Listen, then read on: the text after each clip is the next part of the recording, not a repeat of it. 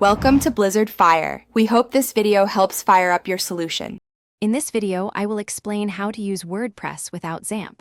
Many developers prefer alternatives for local development, offering more flexibility and modern features. We'll cover several popular tools that simplify your workflow. Additionally, we'll touch upon cloud hosting, a robust solution for deploying your WordPress site live. This guide will help you choose the best approach for your projects. For local development, tools like Local by Flywheel make setting up WordPress incredibly easy. It handles all the server configurations for you, allowing you to focus on building. DevKinsta, another excellent free option, is tailored specifically for WordPress and offers advanced features like email testing. Mamp and WAMP are also solid choices, providing Apache, MySQL, and PHP stacks for your local machine.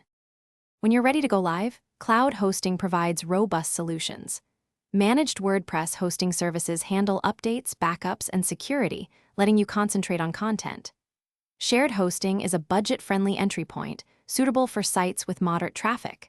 For greater control and scalability, a virtual private server, or VPS, gives you dedicated resources and root access, ideal for growing projects. When choosing your WordPress setup, consider your technical comfort and project scope.